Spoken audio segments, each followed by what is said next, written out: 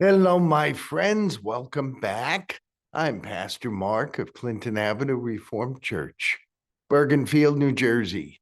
And this is number 9 of our Bible story series, Sacred Steps of Jesus, where Jesus walked.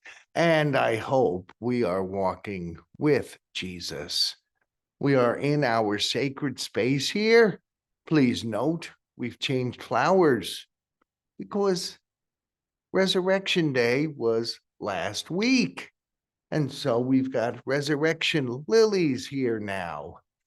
And this is a story about a bunch of disciples who on Resurrection Day saw Jesus' empty tomb, but they didn't really know what to think about it or feel about it.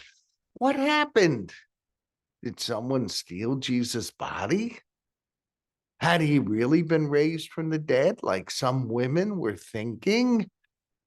And Jesus appeared to all of his disciples in a place called the upper room. Now, let me tell you a little bit about this upper room. This is a picture I took when I was in Israel. See, here's King David's tomb. There's an abbey. And here is the room of the Last Supper. It was in this upper room where Jesus had his Last Supper with his disciples. It was there that he was celebrating the great Jewish festival of Passover. Now, these disciples, after Holy Week, after Jesus' death, they were still meeting in this place, but they were very, very afraid. Remember, Rome had a really big army, and the temple priests had their army also. It wasn't really an army, it was more like a security force. And those two groups, the Romans and the temple priests, didn't like Jesus. They sure didn't like Jesus' disciples. So the disciples, felt, they may be coming for us too. I really don't want to die. I really don't want to be crucified. And so they were huddled up in this upper room, the place of the Last Supper. And they had the doors locked. And they had heard the stories from the women who said, Jesus has been raised from the dead. Should we believe that or not? Some of them had trouble believing. And guess what? In the middle of their conversation, behind locked doors, Jesus showed up. And he said, "Hi, I'm here." Now, this is a picture from Unsplash. This is a statue of Thomas and Jesus. Now, let me explain about Thomas. When Jesus first showed up with the disciples and he said, "It's really me," some people said, "It's a ghost." And he said, "I'm not a ghost. You have anything to eat?" And he sat there and he ate with them. And they said, "Ooh, maybe this isn't a ghost." And he showed them the marks of the nails from crucifixion. He said, "See, it's really me." But this disciple on the left, St. Thomas, you know what he said? "I don't believe it. Unless I see Jesus myself, I'm not going to believe it." Remember, he wasn't there when Jesus appeared to all these other disciples. We don't really know where he was. There's all kinds of speculation. We just don't know.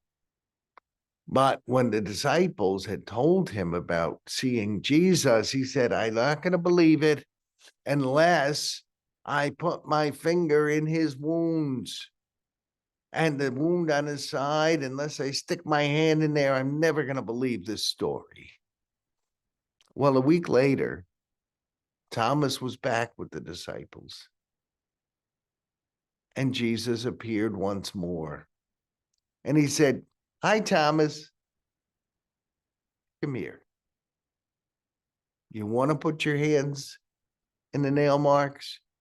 Do you want to put your hands in my side? You go right ahead." And Thomas realized what a fool he had been for saying such things, for throwing down the gauntlet, for challenging God. I'm never going to believe it unless. That's always a dangerous sentence. And Thomas, when Jesus told him this, dropped down to his knees and said, "Oh, my Lord, my God." And Jesus disappeared from their sight at that point.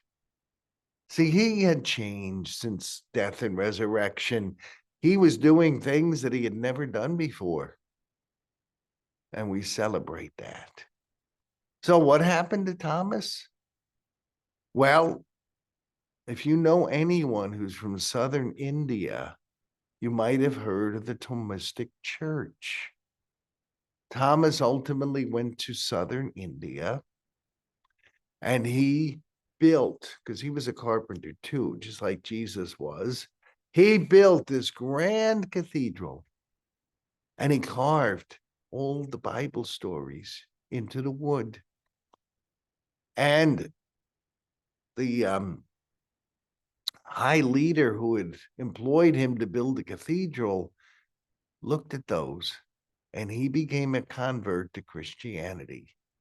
And to this day, the Southern Indian Christians claim that they belong to the St. Thomas Church, the Thomistic Church. He went from doubting to believing, and he did great things.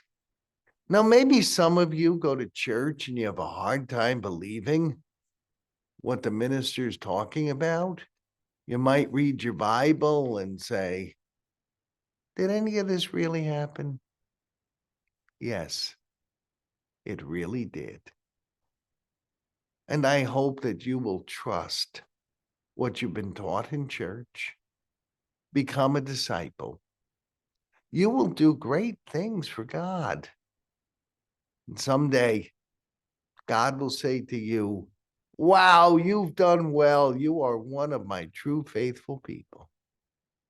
Come spend eternity with me." All of us, if we have any doubts about Jesus, let's stop doubting. Let's believe. That is our children's Bible story for today. I'll see you on here hopefully next week for our next story. And I ask you a favor, please comment on this story, like it, share it.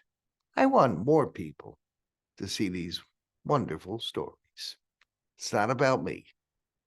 It's about the Bible story. God bless you today and this whole week to come.